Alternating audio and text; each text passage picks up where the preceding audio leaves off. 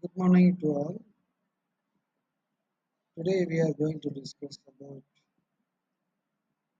basics of semiconducting material. Semiconductors. Based on the electrical resistance,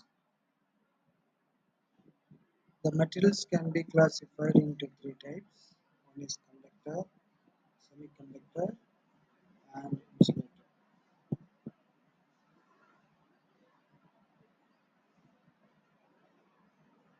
If a material is semiconductor, then their resistivity should be in the order of 10 power minus 4 ohm meter to 0.5 ohm meter.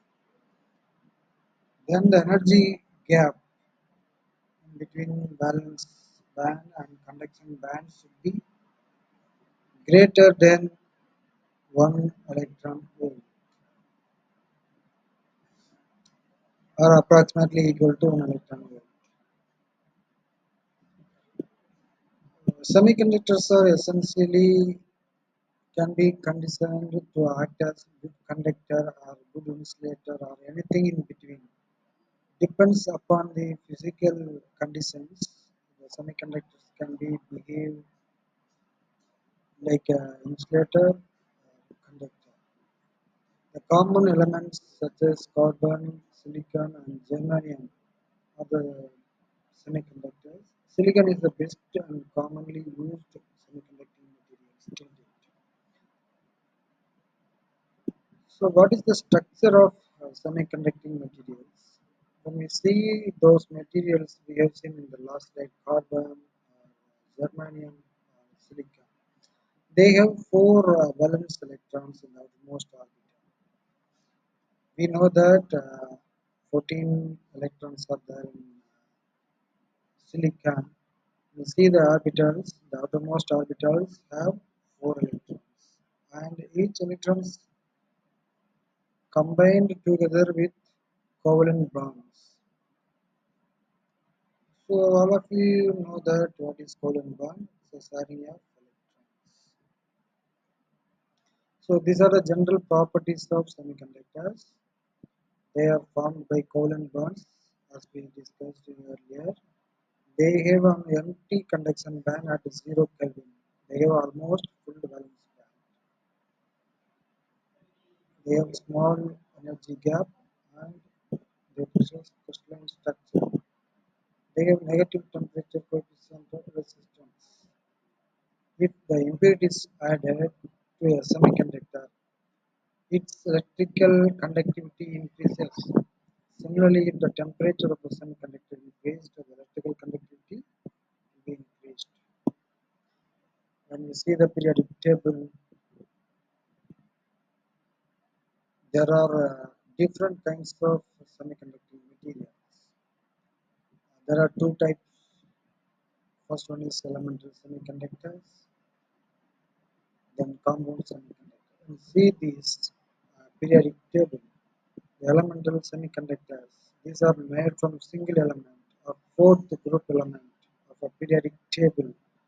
They are also known as indirect band gap semiconductors.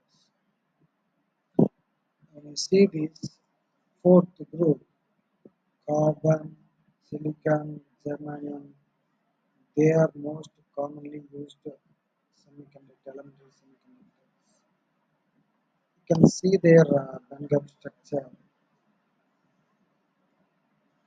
Next one is compound semiconductors, which are formed third and fifth group of elements, second and sixth group of elements in the periodic table are known as compound semiconductors. These compound semiconductors are also known as direct band gap semiconductors. You can see the direct band gap here. The electron transition from the top of the valence band to the bottom of the conduction. Whereas in the case of elemental semiconductor, the electron transition is not a linear process. They can see when you see the momentum and energy diagram. The top of the valence band and the bottom of the conduction band is somewhere located. So the electrons cannot be traveled directly from the top of the valence band to conduction. So these are the examples for common semiconductors: gallium arsenide, indium phosphide, or indium arsenide, and magnesium oxide, and magnesium sulfide, zinc oxide, and zinc sulfide. So semiconductors can be insulators. How it can be insulated? If the material is pure semiconductor like silicon, the crystal structures form an excellent insulator since all the atoms are bound with each other through covalent bond. Hence, there is no free electrons. If there is no free electron, then definitely there is no current flow. Good insulating semiconductor can be referred as intrinsic semiconductor.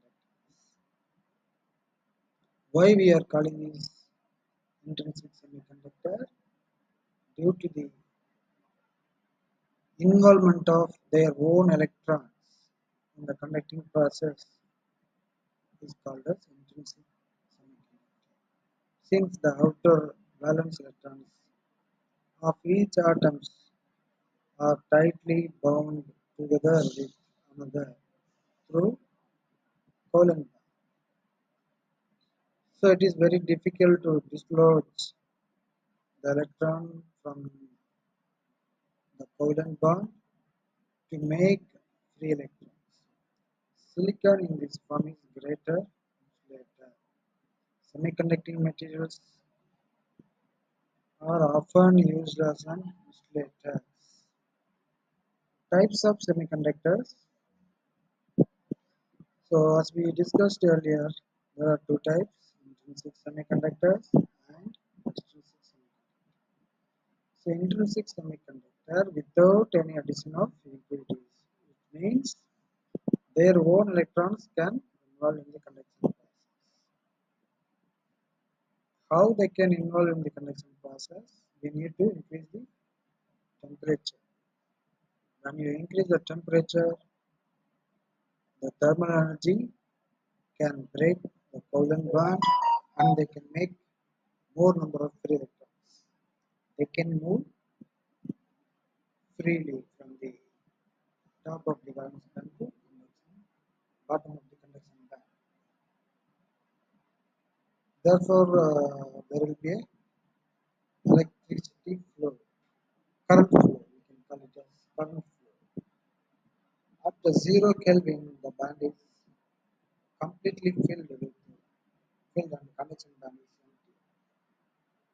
So that is what we used to say that the intrinsic semiconductors at 0 Kelvin, they can behave like insulators.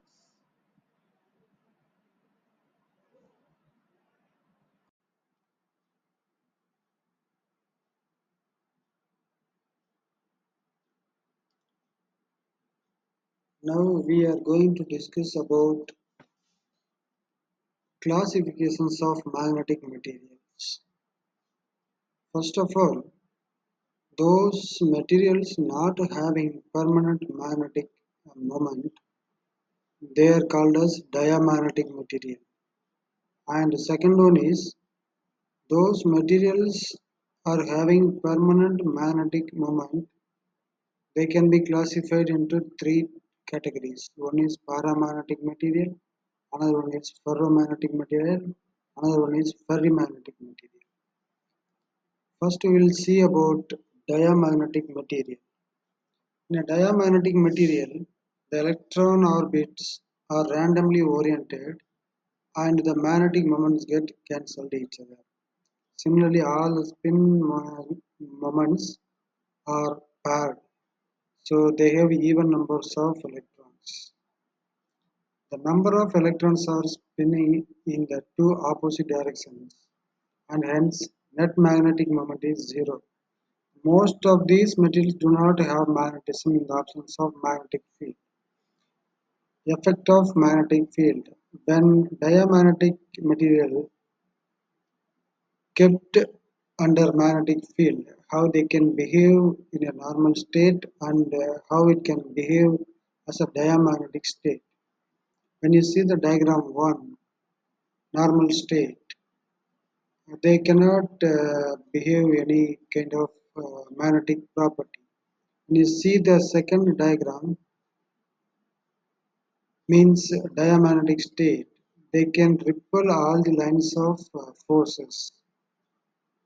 Okay, so see the difference of normal state and diamagnetic state. The properties of diamagnetic material. They repel the magnetic lines of forces if placed in a magnetic field, as we have seen in the last slide. The susceptibility is negative and it is independent to the temperature and applied magnetic field strength. Third one is permeability. So the permeability value is less than 1, which means we can say that the values are negative and there is no permanent dipole moment, so they are called as weak magnets. When the temperature is lesser than the critical temperature, diamagnetic material becomes normal state. They have superconducting property. Gold, germanium, silicon, antimony, bismuth, silver, and copper, hydrogen, water, and alcohol. They are the best examples for diamagnetic material.